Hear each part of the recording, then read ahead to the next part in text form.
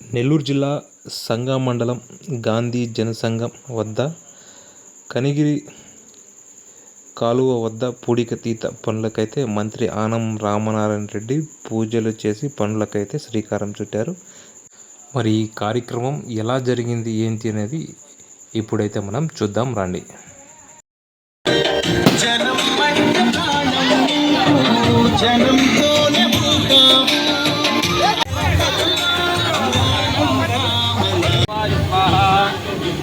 గోవిందాయ నమః.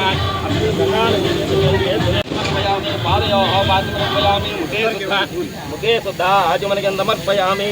ఔపచారిక స్నానం. ఓం ఆపోదిష్టామజో భగస్థానగోర్చేతసాధన తస్మారంగమాపభోజస్యాజ ఆపోజనయథాదనః ఆపోజనయథాదనః శుద్ధోదక స్నానం సమర్పయామి. స్నానానంతరం శుద్ధ ఆజమనగంధమర్పయామి. అభివస్త్రాజమనాన్ముడికాపదే నమః.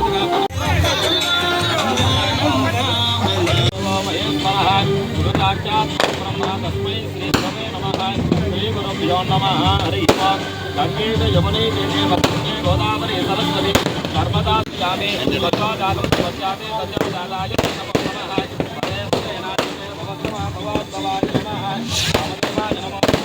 బలవికరణాయ నమః. బలవికరణాయ నమః. బలాయ నమః.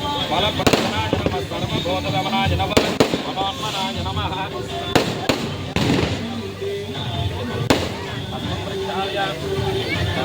కేశవాయ స్వాహా. భోగదీపానందరం శుద్ధ ఆగమనీయం సమర్పయామి.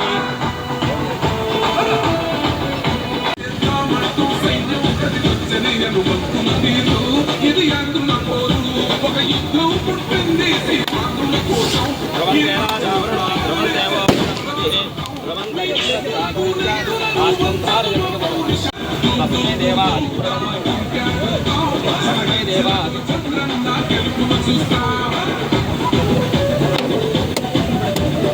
తస్మై దేవా అదిత్యమన్నో అయం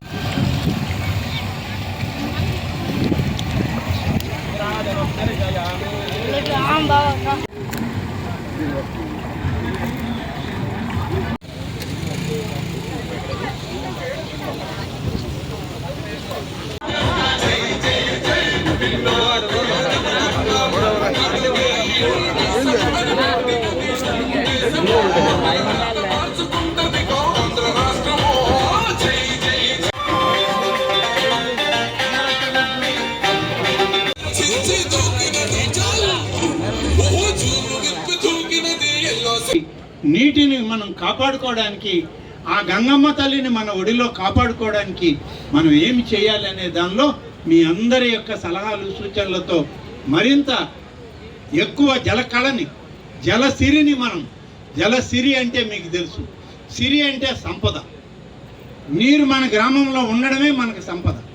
అటువంటి సంపదని ప్రతి గ్రామంలో నిలబెట్టుకోవడానికి ఇవాళ గౌరవ ముఖ్యమంత్రి చంద్రబాబు నాయుడు గారు, అలాగే ఉప ముఖ్యమంత్రి పవన్ కళ్యాణ్ గారు, అలాగే మన యువ నాయకుడు నారా లోకేష్ గారు, వీరందరి యొక్క ఆలోచనతో కేంద్రంలో ప్రధానమంత్రిగా ఉన్నటువంటి నరేంద్ర మోడీ గారి ఆశీస్సులతో ఈ కార్యక్రమం మన రాష్ట్రం మొత్తం మీద ఇవాళ మొదలవుతుంది.